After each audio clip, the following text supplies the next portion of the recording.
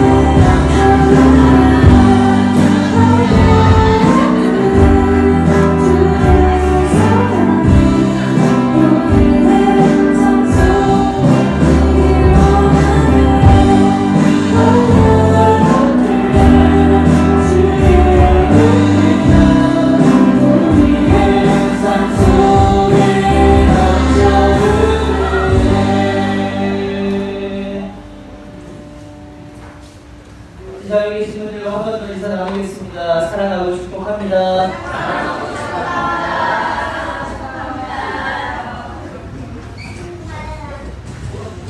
필립보시 몇 가지 전하도록 하겠습니다.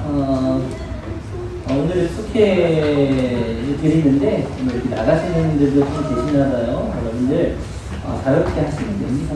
저한테 말씀만 해주시면 어디 문제를 피우시러 가는 거 아니니까 나가서 좋은 날씨를 잘 만끽하시고 하나님께서 주신 자연과 또 좋은 어떤 교제들이 밖에서도 은혜롭게 나아갈 수 있잖아요.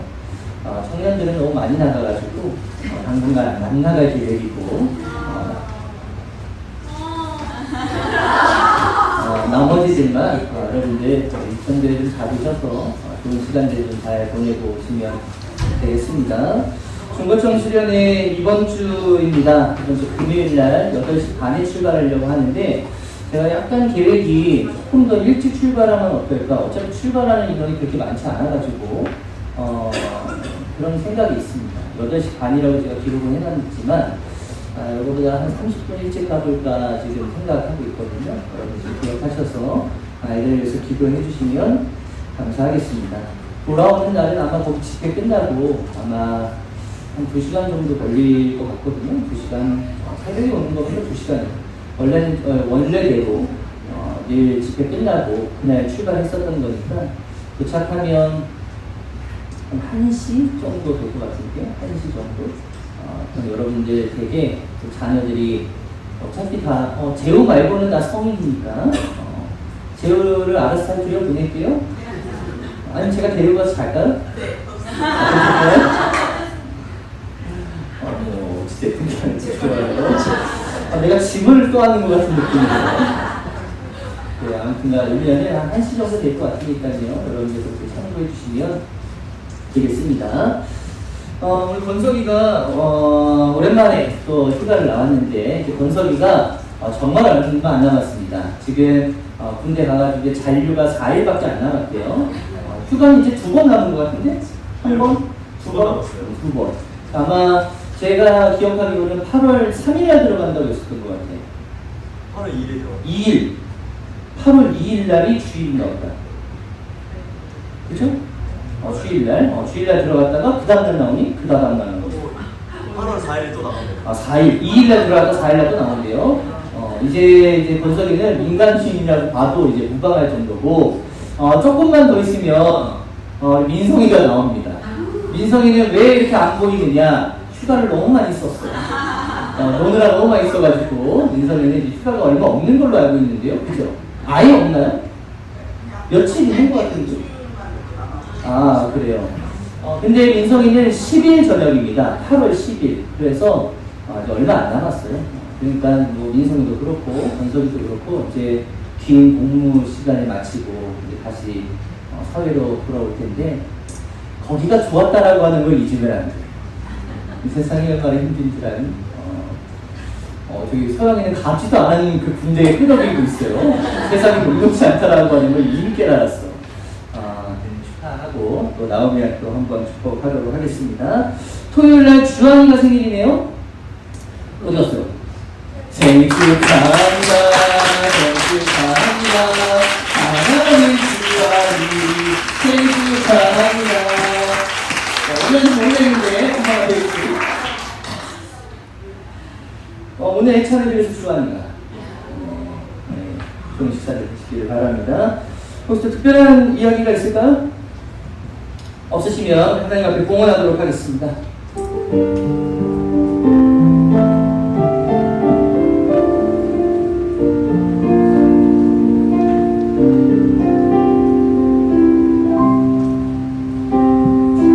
나의 모습, 나의 소유, 주님 앞에 모두 드립니다. 모든 아픔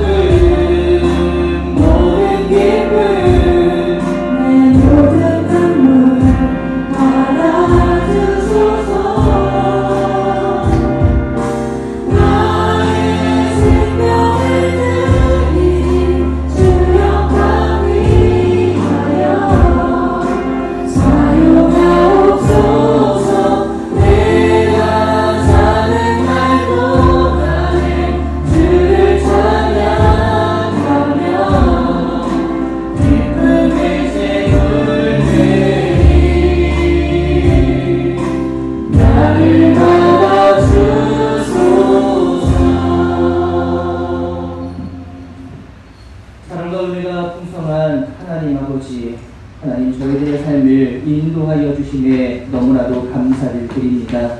우리의 삶의 주인이 하나님이심을 잊지 않게 하여 주시고 하나님께서 공급하여 주시는 은혜와 능력을 가지고 하루하루 승리하는 삶을 살아낼 수 있도록 주님 인도하여 주시옵소서. 궁핍함 당하지 않도록 일용할 양식을 허락하여 주시니 너무나도 감사합니다. 하나님 욕심 부리지 않게 하여 주시고 담아주시는 넉넉함 가지고도 충분히 하나님의 영광 올려드리며 살아갈 수 있다라고 하는 것을 절대로 잊지 않는 믿음의 백성들 다 되어질 수 있도록 주님 인도하여 주시옵소서. 마음의 소원을 담아 하나님 앞에 정성껏 예물을 올려드립니다. 하나님, 우리가 담은 이 소원 이것 넘어도 하나님께서 다 아실 줄로 믿사오니 미처 고백을 담아 드리지 못한 예물 가운데에도 손길 가운데에도 하나님의 놀라우신 은혜가 넘쳐날 수 있도록 주님 인도하여 주시옵소서. 물질보다도 마음을 받으신다라고 주님 말씀하셨으니 하나님 바치지 못한 손길 가운데에서도 마음만은 반드시 하나님 앞에 드리며 하나님의 기쁨 되어드릴 수 있는 모든 주의 백성들 다 되어질 수 있도록 주님 인도하여 주시옵소서. 성부와 성자와 성령의 존귀하신 이름 받들어 축복하며 봉헌 기도하여 싸움나이다. 아멘.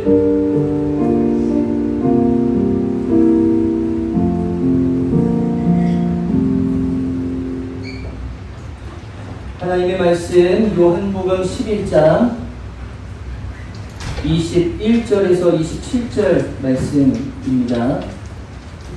마르다가 예수께 말하였다. 주님이 여기에 계셨더라면 내 오라버니가 죽지 아니하였을 것입니다. 그러나 이제라도 나는 주님께서 하나님께 구하시는 것은 무엇이나 하나님께서 다 이루어 주실 줄 압니다. 예수께서 마르다에게 말씀하셨다. 내 오라버니가 다시 살아날 것이다. 마르다가 예수께 말하였다. 마지막 날 부활의 때에 그가 다시 살아나리라는 것은 내가 압니다. 예수께서 마르다에게 말씀하셨다. 나는 부활이요 생명이니 나를 믿는 사람은 죽어도 살고 살아서 나를 믿는 사람은 영원히 죽지 아니할 것이다. 내가 이것을 믿느냐? 마르다가 예수께 말하였다. 예, 주님은 세상에 오실 그리스도이시며 하나님의 아들이심을 내가 믿습니다. 아멘. 할렐루야. 승리하셨습니다.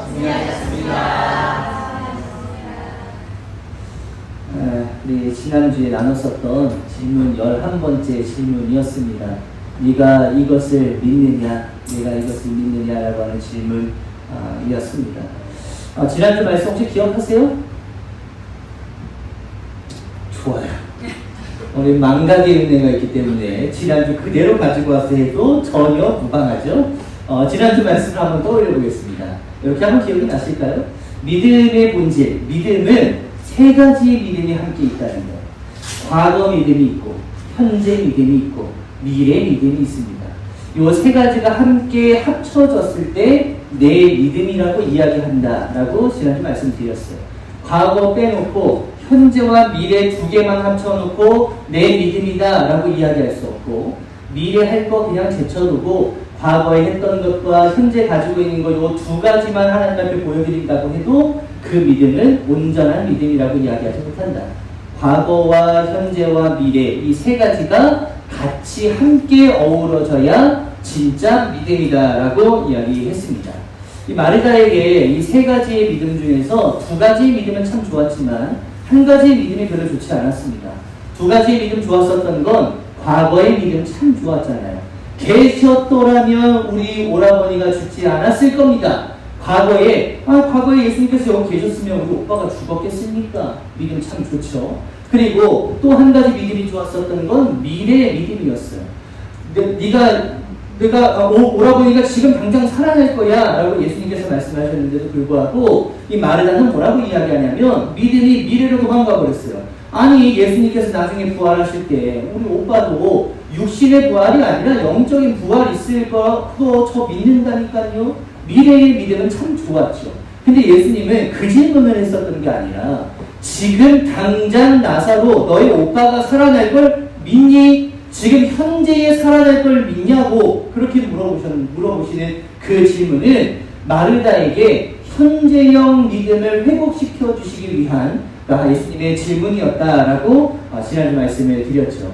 그래서 우리가 진짜 승부 봐야 되는 믿음은 뭐냐면 과거에 했었던 믿음이 아니고 미래에 할 겁니다라고 하는 추측성 믿음도 아니고 지금 현재 가지고 있는 내 믿음을 가지고 승부 한번 봐보자. 내가 현재형 믿음을 가지고 있으면 현재 하나님께서 그 믿음을 보시고 현재형으로 문제를 해결해 주시는 분이심을 믿으시기를 예수 이름으로 간절히 축복합니다.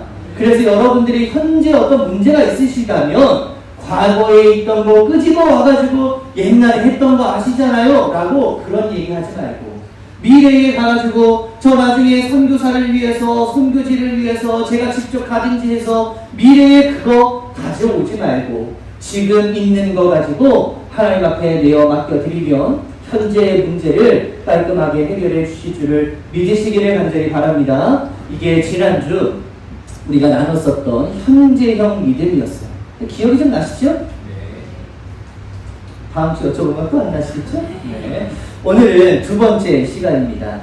저를 한번 좀 따라서 해보세요. 그러니까 예수님께서 마르다에게 원했었던 믿음의 모양은 이런 모양이었을 것이다 라고 두 번째 모양입니다. 저를 한번 따라서 해보세요. 문제로 예수를 해석하지 말고 예수로 문제를 해석하자.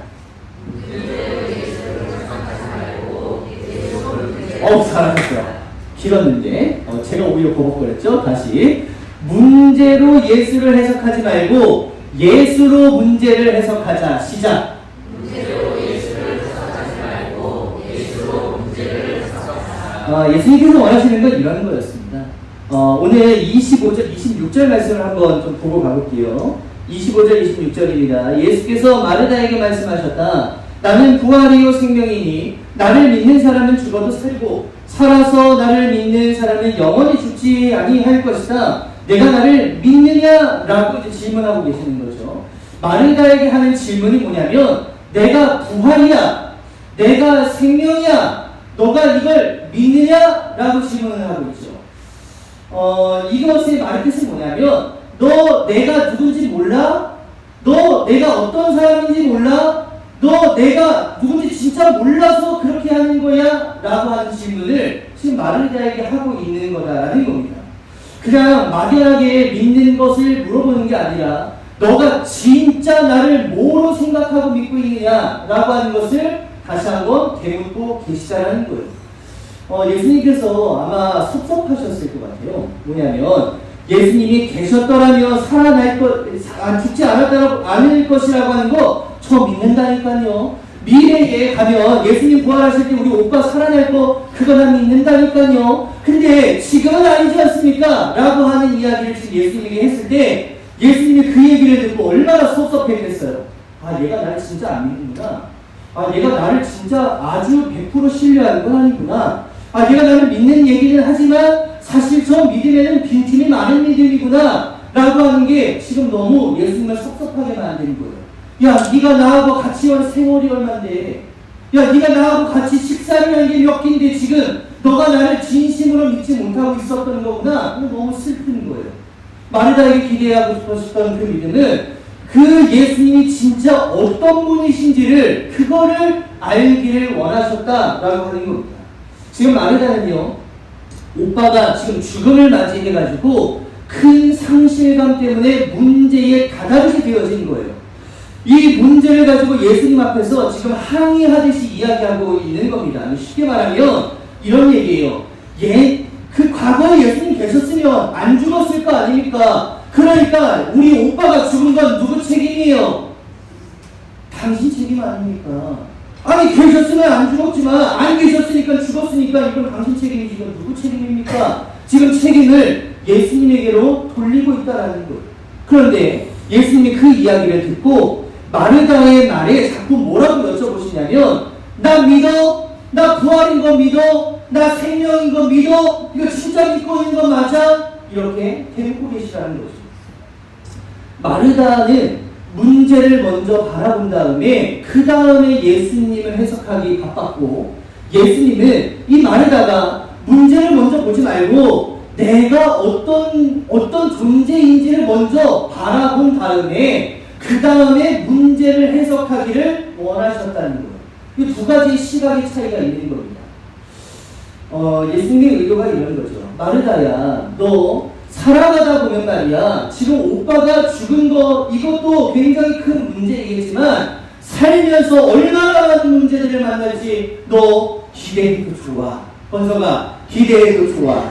거기는 아무 생각 없이 그냥 시키면 하는 일만 하면 되지만 여기서는 얼마나 힘들어. 그 어려운 문제들이 오는 거 세상에서 얼마나 많은데 야 그거야 살기 힘들 거야. 그런데 그런 문제를 만나든지 간에 한 가지 잊지 말고 반드시 기억해야 되는 게 있어. 뭐냐면 문제부터 보고 나를 보지 말고 나를 먼저 보고 문제를 볼 수 있는 그 시선이 너에게 반드시 필요하다. 지금 그 이야기를 지금 마르다에게 해주고 있다라는 거예요. 문제에 둘러싸여가지고 고립무원의 상황, 사면초가의 상황일 때 문제를 해석하고 나를 바라보지 말고 제발로 나를 먼저 해석하고 문제를 좀 바라봐주면 안 되겠니? 굉장히 중요한 거죠. 그리스도인들도 두 부류로 나눠집니다. 문제가 있을 때 문제를 먼저 바라보고 예수를 해석하는 사람이 있고 문제를 먼저 바라보지 않고 예수를 먼저 본 다음에 문제를 바라보는 그런 그리스도인이 있다는 얘기예요. 여러분들 절대적으로 문제를 먼저 바라보고 예수를 바라보는 그런 어리석을 신앙 말고 예수를 먼저 바라보고 그 다음 예수가 잘 해석되어진 상태에서 문제를 바라볼 수 있게 되시는 우리 귀한 성도님들 되시기를 예수의 이름으로 간절히 축복합니다. 신앙생활을 하다 보면 얼마나 어려운 문제들을 많이 만나요. 문제가 있다라고 하는 것은요, 우리에게 어려움이 찾아왔다라고 하는 걸 이야기합니다. 다양한 어려움들이 있을 거 아니에요. 아픔이 찾아왔다거나, 집안에 문제가 생겼다거나, 자녀가 문제가 있다거나, 어려움이 있다거나, 직장, 사업에 어려움이 있다거나, 그런 근심들이 있을 때, 내가 지금 그 문제들에 파묻혀가지고 예수를 지금 혹시 못 보고 있는 건 아닌가? 이 문제가 있을 때 나는 예수로 이 문제들을 해석하고 이 문제를 바라보고 있는 건가? 근데 여러분들 만약에 예수를 먼저 보지 못하고 문제를 먼저 바라보고 해석하는 사람들은 나중에 이 문제가 다 해석되어진 다음에 예수를 바라봤을 때 예수가 어떻게 해석되어지냐면은 예수님은 잔인하신 분이구나. 야, 이런 문제를 나한테 허락하신다고? 아니, 자녀라면서 이런 문제를, 야, 예수님은 진짜 사랑도 없으신 분이네. 예수님은 진짜 잔인하신 분이네. 예수님 전능하다고 맨날 성경에서 이야기하는데, 전능하지도 않으시네. 이거 하나 해결 못하시는 게 무슨 전능이야? 아, 하나님 냉정하시네. 내가 기뻐하는 거를 하나님께서 좋아하신다고 했는데, 이런 문제 때문에 나 슬프게 하시는 거면, 예수님 능력 없으신 거네. 그렇게 원망하다가 예수를 떠나는 사람들이 한둘이 아니라는 거예요. 문제 하나도 해결 못하는 예수를 내가 왜 믿고 앉아 있어야 되는 건가? 이렇게 예수가 해석되어진다는 거죠. 그런데 똑같은 문제가 있어요. 어려워요. 힘들지만 문제를 먼저 보지 않고 예수 그리스도 하나님을 먼저 보고 하나님을 해석한 다음에 문제를 해석하는 사람들은 좀 다릅니다. 뭐가 다르냐? 하나님은 이미 충분히 묵상하는 거예요. 예수 그리스도가 어떤 분이신지를 충분히 묵상을 하는 겁니다. 혹여나 내가 문제를 보려다가도 아차 싶어가지고 아 맞아 문제 먼저 보는 게 아니야. 우리 하나님 먼저 봐야 되겠다. 하나님이 나에게 어떤 분이신가를 먼저 해석해야겠다. 그러면서 기도하고 찬양하고 예배를 드리면서 하나님이 나에게 어떤 분이시지? 라고 하는 걸 묵상하다 보면은 이런 것들이 막 떠오르실 거예요. 여러분이 경험 많이 하셨던 것일 겁니다. 하나님은 신실하신 분이야.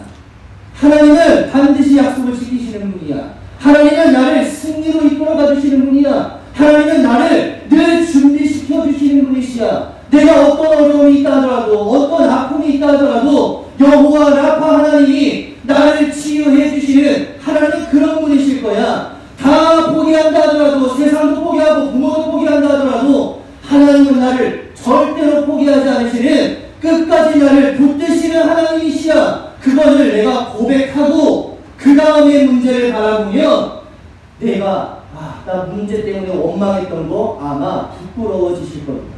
얼마나 부끄러운지 몰라요.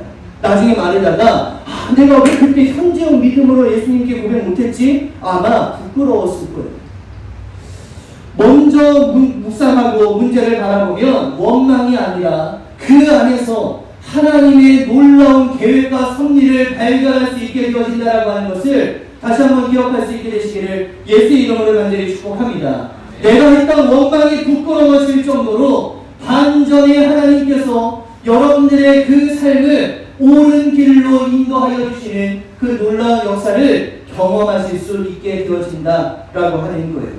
똑같은 문제인데 예수를 먼저 묵상하고 그 다음에 문제를 바라보니까 그 해석이 건강해지더라는 겁니다.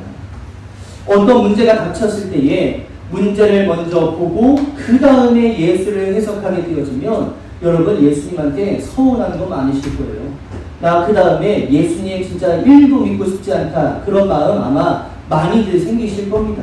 그런데 예수님이 어떤 분이신지를 먼저 해석하고 그 다음에 문제를 바라보게 되어진다면 이 모든 것을 이길 힘을 하나님께서 허락하여 주실 것이다 라고 하는 이 믿음의 고백이 여러분들의 입술을 통해서 터져나올 수 있게 되시기를 예수의 이름으로 간절히 축복합니다. 민수기 13장 14장 말씀을 좀 보려고 하는데요. 여러분 피시면서 들으세요. 민수기 13장 14장 말씀은 가나안 땅을 정탐하는 이야기입니다. 가나안 땅을 이제 정탐하게 되어진 이유가 있잖아요. 이스라엘 백성들이 430년 동안 애굽에서 종살이를 하게 됐어요. 430년이면 꽤 오랜 기간이었겠죠. 그 오랜 기간 동안 종살이를 하다가 하나님께서 한 예언자, 선지자를 보내주시는데 그 선지자의 이름은 누구죠? 자신있게 누구죠? 모세입니다. 모세를 통해서 이스라엘 백성들을 애굽에서부터 빼내오게 되어지는 거예요. 그걸 우리는 한자로 나갈 출자를 써서 출애굽이라고 하고 그 내용이 적혀있는 책은 뭐예요? 출애굽기예요. 그 출애굽기 내용에 보면은 하나님께서 모세를 통해서 이스라엘 백성들을 출애굽시키게 되어지는데 그들이 광야에 가게 되어지잖아요. 그 중간의 내용들을 스킵하겠습니다. 광야에 가게 되어졌을 때 그들이 도착한 장소가 하나 있었습니다. 어디냐면 가데스 바네아라고 하는 장소였어요. 그 장소가 어디냐면 예를 들어서 여기라고 한번 해볼게요. 여기가 가데스 바네아면 요 건너편에 있는 데가 가나안 땅입니다. 그 가나안 땅을 하나님께서 젖과 꿀이 흐르는 땅, 그 땅으로 내가 너희들을 다시 인도할 거야. 예전에 말이야 거기 아브라함 너네 조상들이 살던 땅이거든. 근데 지금 거기에서 너네가 애굽으로 다시 와버렸잖아. 근데 그 땅을 다시 회복하게 만들어줄게. 그 땅으로 가라. 거기는 젖과 꿀이 흐르는 아주 아름다운 땅일 것이다. 그 말씀 하나 믿고 모세와 200만 명의 그 이스라엘 백성들이 함께 출발하는 거예요. 가데스 바네아에 도착해서 산등성에 올라서 저 반대편에 있는 가나안 땅을 이렇게 보게 되어지는 겁니다. 보니까 너무 좋은 거예요. 근데 이 사람들이 그 가운데에 이런 마음을 품기 시작합니다. 보니까 좋아요. 근데 진짜 좋을까? 멀리서 보면 그 무슨 얘기죠? 코미디인데 가까이서 보면 그런 얘기가 있지 않아요? 비극인가? 아무튼 그거 있잖아요. 멀리서 보면 희극, 가까이서 보면 비극. 이게 안 들어보셨나? 자, 아무튼 멀리서 봤을 때 너무 아름다워 보이는데 가까이 가면 진짜 좋을까? 이게 궁금한 거예요. 그래서 이스라엘 백성들이 요구를 합니다. 야, 저기 좀 갔다 와봤으면 좋겠습니다. 우리에게 진짜 젖과 꿀이 흐르는 땅이 맞는지 아닌지를 좀 살펴보고 싶습니다. 그런 마음 있을 수 있잖아요. 근데 하나님은 기분이 좀 안 좋으셨어. 야, 니들이 진짜 나를 못 믿는 거야? 그렇지만 불쌍하잖아요.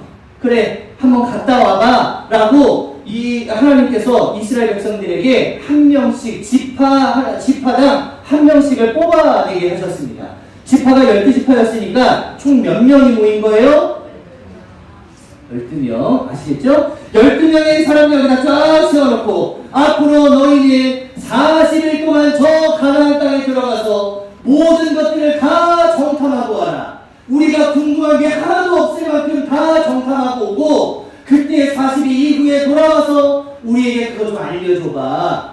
그래야 우리가 더 기분 좋게 들어갈 수 있지. 어차피 하나님께서 이거 좋은 땅이라고 얘기해 주셨는데 좋은 땅일 건 알지만 그래도 좀 한번 봐야 되지 않겠어? 그래서 이 12명의 정탐꾼들이 다 들어가게 됩니다. 40일 동안 곳곳을 살펴보면서 야, 여기도 좋다, 여기도 좋다, 여기도 좋다, 여기도 좋다, 여기도 좋다 하면서 40일의 시간이 끝나는 거예요.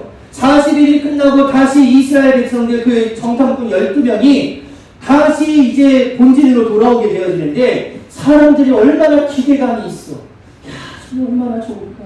우리가 이만큼 먼 발치 봐도 너무 좋은데, 야, 얼마나 좋을까. 야, 언제 오는 거야? 오늘 D-Day 40이야. 야, D-Day. 야, 언제 오는 거지? 기껏 해봤자 뭐 이틀 지났어요. 와, 38일, 언제 오지? 그러다가 이제 D-Day -1이 된 거예요. 야, 근데 이겁니다. 얼마나 기대감이 있었겠어요. 근데 저 멀리에서 12명의 정탐꾼들이 하나씩 뭘 다 들고 오는 거예요. 막 이렇게 나무에다가 이렇게 나무 꺾어가지고 와가지고 여기 뒤에는 막 포도송이 막 주렁주렁 날려있고 막 사과도 날려있고 배도 날려있고 뭐 난리가 난 거예요. 이렇게 좋은 것들을 저기에서 이 정탐꾼들이 가지고 오는 모습을 보니까 기대감이 진짜였구나. 적과 꿀이 흐르는 땅이 진짜 맞았구나. 하나님께서 우리를 진짜 사랑하시는 게 맞았구나. 근데 점점 다가오는데 열매는 기가 막힌데 사람들의 표정이 어때요? 그지 같은 거예요. 아, 뭔가 이상한 찝찝하네. 그리고 나서 이 사람들이 와가지고 거기에 있었던 일들을 다 이야기하는데 그 내용이 어디 있냐면 신명기 민수기죠? 민수기 맞죠? 저도 한번 펴볼게요.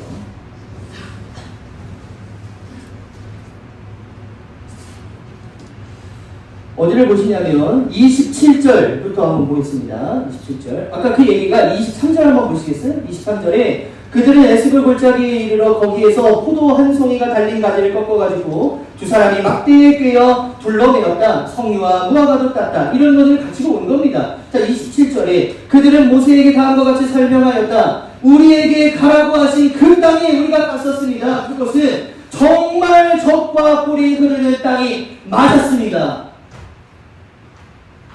너무 좋잖아요. 이것이 정말로 그 땅에서 난 과일들입니다. 그런데 문제는 어디예요? 그 다음이 있잖아요. 28절. 그렇지만 핵심은 여기 있는 거예요. 그렇지만 그 이야기가 어떤 이야기였냐면 이런 겁니다. 여러분들 33절까지 쭉 나중에 한번 가서 읽어보세요. 거기 그런 거예요. 좋은 땅은 맞으나 거기에 우리가 갈 수 없습니다. 좋은 것들이 많은 건 맞아요. 그런데 우리 거기에 아무도 안 살고 있는 것처럼 생각했는데 아니 거기에 무시무시한 사람들이 살고 있더라고요. 우리는 키가 이렇게 막 난쟁이 공짜로만 한데 저 사람들은 말이에요. 키가 우리보다 머리가 한 2개씩 달려있는 사람처럼 안압자손. 와, 이거 우리 못 당합니다. 우리 겨우 가가지고 겨우 얹혀서 살려고 해도요. 저 사람들이 와가지고 우리 핍박하고 우리가 다 뺏어가면 우리 애국에서 사는 게 낫지 왜 여기까지 와가지고 개고생하고 막 이거 어떻게 합니까? 이런 얘기를 막 풀어내기 시작하는 거예요. 사람들이 그 이야기를 듣고 어떤 마음이 생겼을까? 그게 14장입니다. 14장 1절부터 볼게요. 온 회중이 소리 높여 뭘 쳤어요? 아우성을 쳤다. 백성이 밤새도록 뭐 한 거예요? 아니 좋았으면 기뻐해야지 왜 통곡하고 있어요? 통곡한 이유가 거기 나오잖아요. 온 이스라엘 자손이 모세와 아론을 원망하였다. 온 회중이 그들에게 말하였다. 차라리 우리가 이집트 땅에서 죽었더라면 더 좋았을 것이다. 아니면 차라리 우리가 이 광야에서라도 죽었더라면 더 좋았을 것이다. 그런데 주님은 왜 우리를 이 땅으로 끌고 와서 칼에 맞아 죽게 하는가? 왜 우리의 아내들과 자식들을 사로잡히게 하는가? 차라리 이집트로 돌아가는 것이 좋겠다. 문제 앞에서 문제를 바라보고 하나님을 해석하게 되었으니까 하나님은 어떤 분? 우리를 굶겨 죽이는 게 아니라 우리 칼 맞아 죽이게 하는 분. 이게 이스라엘 백성들이 하나님을 해석한 하나님의 모형이었다는 거예요. 얼마나 끔찍합니까? 하나님 우리를 죽게 하시는 분이구나. 하나님 우리 팔을 넘기게 하시는 분이구나. 우리 다 굶어 죽게 만드는 거구나. 좋은 거 보여준 다음에 그 다음에 거지 같은 거 보여줘서 우리 다 망하게 하려고 하는 거구나. 이렇게 생각했다라고 하는 거예요. 근데 놀라운 게 있죠. 그 12명의 정탐꾼들이 다 그 얘기를 한 게 아니었잖아요. 그 중에 2명 있었습니다. 12명 중에 2명. 그들의 이름이 뭐예요? 이렇게 수준이 높아. 여호수아와 갈렙은 그 문제 앞에서 하나님을 먼저 해석하는 거예요. 아니 여호수아와 갈렙이 뭐 눈이 뭐 멀었어요? 아니 그들은 뭐 가서 거기 가서 뭐 종탑 안 하고 왔습니까? 그 사람들도 똑같이 다 보고 온 거예요. 심지어 갈렙이라고 하는 사람은요, 나중에 헤브론 땅을 나한테 주라고 이야기하는데, 헤브론 땅은 그 가나안 땅 중에서 가장 악명 높은 땅이에요. 그 땅을 보고 온 갈렙조차도 뭐라고 이야기하냐면 7절부터 볼게요. 14장 7절입니다.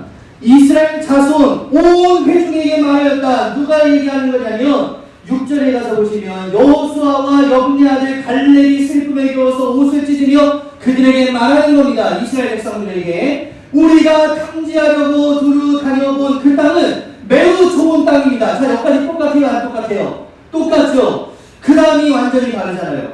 주님께서 우리를 모아신다면, 사랑하신다면 그 땅으로 우리를 모아실 겁니다. 인도하실 겁니다. 적과 꿀이 흐르는 그 땅 우리에게 모할 겁니다. 주실 겁니다. 다만 여러분은 주님을 모아지 마십시오. 거역하지만 마십시오. 여러분은 그 땅 백성을 두려워하지 마십시오. 그들은 우리의 뭐예요? 밥입니다. 그들의 방어력은 살아나셨습니다. 맨 마지막 구절. 주님께서 우리와 모하시니 함께 하시니 그들을 두려워하지 마십시오. 아니 뭐 여호수아와 갈렙은 안 들어갔다 왔냐고. 그 사람들도 다 들어가서 다 똑같이 보고 온 거예요. 근데 왜 10명은 거기서 원망을 하고 왜 2명은 할 수 있다고 이야기했는가? 간단합니다. 12명이 다 유대인들, 이스라엘 백성들, 우리 모두가 다 그리스도인이라고 이야기하지만 두 부류가 있다고 이야기했죠. 문제를 보고 하나님을 해석하는 사람이 있고 하나님을 먼저 보고 문제를 해석하는 사람이 있다는 얘기예요. 이 중에서도 그래서 어떤 사람들은 문제 앞에서 원망을 터뜨려 놓는 사람이 있고 어떤 사람들은 그 가운데에서도 하나님의 놀라운 기적을 바라보는 사람이 있다는 겁니다. 둘 중에 어떤 시선을 여러분들이 가지실 거예요? 여러분들 하나님을 먼저 바라보고 그 다음에 문제를 바라봄으로 하나님의 놀라운 계획을 살펴볼 수 있게 되시는 우리 귀한 성도님들 되시기를 예수의 이름으로 간절히 축복합니다. 그 다음에 이 결과가 어떻게 되어지느냐? 너무 끔찍합니다. 여러분 26절에 가서 한번 보세요. 이 이야기를 듣고 하나님 열받았어요. 야, 니들이 날 못 믿어? 내가 좋은 땅 준다고 했잖아. 근데 왜 원망하고 있는 거야? 이놈들 안 되겠네. 자, 그 다음 얘기입니다. 하나님께서 모세와 아론에게 말씀하시죠. 27절부터 볼게요. 나를 원망하는 이 악한 회중이 언제까지 그럴 것이냐? 나를 원망하는 이스라엘 자손의 원망을 내가 뭐 했어요? 들었다. 너는 그들에게 이렇게 말하라. 나 주의 말이다. 내가 나의 삶을 두고 맹세한다. 내 이름 두고 하라. 내 이름 걸고 얘기한다는 얘기요. 그러니까 반드시 이렇게 하시겠다는 얘기죠. 내가 나의 삶을 두고 맹세한다. 너희가 나의 귀에 들리도록 말한 그대로 내가 반드시 그렇게 할 것이다. 원망했어? 원망되어진 인생 될 거야. 불평했어? 평생 불평 면하지 못할 것이다. 이거 그대로 해주시겠다는 거죠. 29절부터 볼게요. 너희 가운데 20살이 넘는 사람으로 인구조사를 받은 모든 사람들 곧 나를 원망한 사람들은 이 광야에서 뭐가 되어 시체가 되어 둥글게 될 것이다. 나는 너희에게 땅을 주어 살게 하겠다고 나의 손을 들어 맹세했어. 그러나 이제 너희는 그 땅으로 들어가지 못할 것이다. 다만 누구와 누구는 들어가요? 갈렙과 여호수아만 들어갈 것이다. 왜 이 사람들만 들어갑니까? 왜요? 간단한 거예요. 하나님을 해석하고 그 다음에 문제를 바라봤더니 이 문제가 어려운 건 맞지만 하나님이 함께 하시면 이건 문제가 아니었다라고 그들이 고백하잖아요. 어려운 건 맞아. 우리가 가서 힘든 건 맞아. 우리가 가지고 있는 건 농기구밖에 없는 건 맞아. 이거 우리가 어떻게 싸워? 그렇지만 우리는 누구와 함께 있으니까? 하나님이랑 함께 있으니까 다 할 수 있는 거야. 우리 그러니까 한번 나아가보자 라고 믿음의 고백을 했던 사람들은 그 귀에 들린 대로 그 둘은 그대로 들어가게 됐던 것이고 다 원망하고 사람들 다 공유시켜가지고 야 우리 못 들어가고 다 죽었어 우리 개통당하는 거야 라고 생각하고 그렇게 원망 토로했었던 모든 사람들은 시체가 돼서 광야에 죽게 되었다는 거죠. 들린 대로 그대로 해주시겠다는 거죠. 그러면 우리의 고백이 어때야 되는 거예요? 문제 앞에서 계속 이 문제를 바라보면서 하나님은 너무 잔인해. 하나님은 너무 우리에게 관심도 없으셔. 우리가 기뻐하는 걸 너무 싫어하시나 봐. 이렇게 하셔야 되겠어요? 아니면 하나님은 놀라우시고 전능하신 분이니까 이 문제도 하나님 앞에서는 별거 아닌 겁니다. 하나님만 의지하고 살아가겠습니다 라고 하는 고백을 하시겠어요. 너무 쉽죠. 그런데 그 고백이 진짜 우리가 살아가는 삶에서도 가능한가? 우리가 이 믿음을 점검해 봐야 된다라고 하는 것이죠. 마르다가 과거의 믿음도 좋았고 미래의 믿음도 참 좋았거든요. 근데 그 믿음 가지고 살아가는 게 아니에요. 현재의 믿음이 어떠했느냐. 이 믿음이 아주 중요했었죠. 이 믿음이 회복되어지다 보니까 예수님이 어떤 분이신지가 갑자기 떠오르게 된 거예요. 같이 식탁의 교제를 나누고 삶을 나누는 과정 가운데에 예수님께서 끝도 없이 얘기해 주셨던 난 부활이야, 나 생명이야 라고 하는 것이 문제 앞에서 잠깐 잊어버렸었는데 현재의 믿음을 회복하니까 이게 되살아나는 거죠. 아 맞아, 예수님은 부활이시고 예수님이 생명의 주관자인데 내가 뭘 걱정해, 우리 오빠는 반드시 살아날 거야 라고 하는 그 고백을 27절에 하는 순간 놀라운 기적이 일어나잖아요. 예수님께서 나사로를 현재형으로 살려주셨다라고 하는 것을 여러분들 믿으시기를 예수의 이름으로 간절히 축복합니다. 이렇게 해석하는 사람을 어느 누가 와서 무너뜨릴 수 있겠냐는 거예요. 이렇게 해석하고 나가는 사람, 그 사람의 입에서 원망을 어떻게 끌어낼 수가 있겠냐는 거예요. 어느 누가 이 사람을 주님을 떠나게 만들 수 있겠을까? 그런 일 절대 일어나지 않습니다. 왜냐? 우리는 하나님을 먼저 해석하고 그 다음에 문제를 바라보는 사람이기 때문에 어떤 문제가 와도 어떤 사탄의 관계가 와도 우리는 넘어가지 않을 수 있다는 거예요. 그런 믿음의 결단을 할 수 있게 되시기를 예수의 이름으로 간절히 축복합니다. 예수님의 질문이 이거였죠. 내가 부활이고 생명이라고 하는 거, 너 이거 진짜 믿는 거 맞아? 이 얘기는 내가 어떤 존재인지 너 진짜 믿는 거 맞니? 내가 그동안 너와 함께 했었던 그 놀라운 일들 그거 다 잊어버리지 않았지? 난 여전히 그런 하나님이야. 근데 지금 이 문제 앞에서 겨우 이거 하나 앞에서 나를 원망하고 또 절망 가운데 나에게 불평하고 또 그러고 있는 거야. 내가 어떤 존재였는지를 다시 한번 떠올려봐라. 그러면 이 문제는 그냥 해결되어지는 것이나 다름이 없는 거야. 지금 그 질문을 하고 계시다라고 하는 것이죠. 이 질문에 여러분들이 하셔야 되는 대답은 뭐겠어요? 예, 주님, 저는 과거의 믿음 그거 별로 중요하게 생각하지 않겠습니다. 미래에 할 것들 그건 나중에 가서 할게요. 제가 지금 현재형의 믿음을 가지고 제가 주님을 바라보는 그 시선 잃어버리지 않겠습니다. 그리고 문제 앞에서 문제를 바라보고 예수를 해석하는 게 아니라 내가 문제를 먼저, 하나님을 먼저 바라보고 예수 그리스도를 먼저 해석하고 묵상해서 하나님이 어떤 분이셨는지를 다시 한번 마음 가운데 새기고 이 문제를 바라보겠습니다. 해결은 누가 해주시는 거예요? 하나님께서 해주시는 거죠. 이 해결까지도 여러분들 잘 받으시고 명품 모범 답안을 가지고 하나님 앞에 믿음으로 나아가 하나님의 승리의 자녀들 다 되어주시기를 예수의 이름으로 간절히 축복합니다. 우리 다 같이 일어나셔서 주가 주 되시는 함께 찬양하시고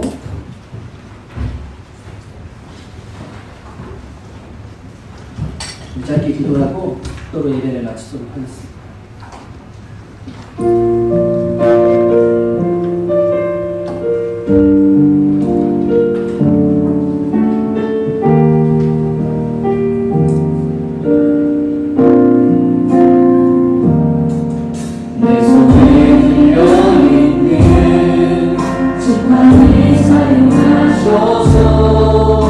주님만이 주 되심을 나타내소.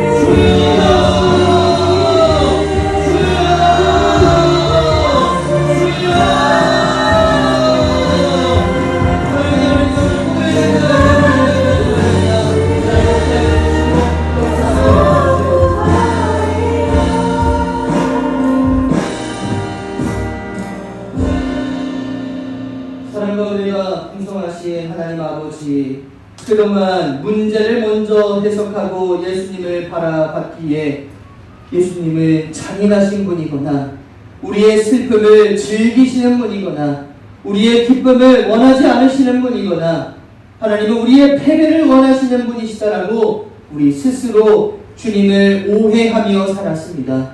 이런 시선 집어치울 수 있도록 인도하여 주시고 하나님 먼저 바라보고 하나님 먼저 해석하고 예수님 먼저 묵상하고 난 다음에 문제를 바라보며 그 문제에 담겨져 있는 하나님의 놀라우신 계획을 바라보며 나아갈 수 있는 주의 백성들 다 되어질 수 있도록 주님 인도하여 주시옵소서. 12명이 똑같이 가서 다 똑같은 것을 보고 왔지만 10명은 불평했고 2명은 믿음으로 고백했습니다. 하나님, 우리가 여기 앉아서 다 믿음을 고백하고는 있지만 정말 어려운 순간 가운데에 원망하지는 않고 있는가? 불평하고 있지는 않는가? 문제를 먼저 바라보며 하나님을 해석하고 있는 것은 아닌가? 돌아보게 하여 주시고 하나님을 먼저 바라보고 하나님이 우리와 함께 하여 주시기만 한다면 그들은 우리의 밥입니다라고 하는 이 믿음의 고백이 우리의 입술을 통해서 터져나올 수 있는 주의 백성들 다 되어질 수 있도록 주님 인도하여 주시옵소서. 지금은 우리 주 예수 그리스도의 크신 은혜와 하나님 아버지의 무한하신 사랑하심과 성령님의 감화 감동 교통 역사하심이 문제를 먼저 살펴보고 예수를 해석하는 것이 아니라 예수를 먼저 묵상하고 문제를 바라보며 그 안에 담겨져 있는 하나님의 놀라우신 계획을 살펴보고 그 계획대로 우리의 인생을 살아가다가 하나님 나라에 도착했을 때에 잘하였다 충성된 종이라 칭찬받기를 간절히 원하는 우리 인천원장감리교회 모든 성도님들 머리 위에 이제로부터 영원토록 함께하여 주시옵기를 간절히 축복하옵나이다. 아멘.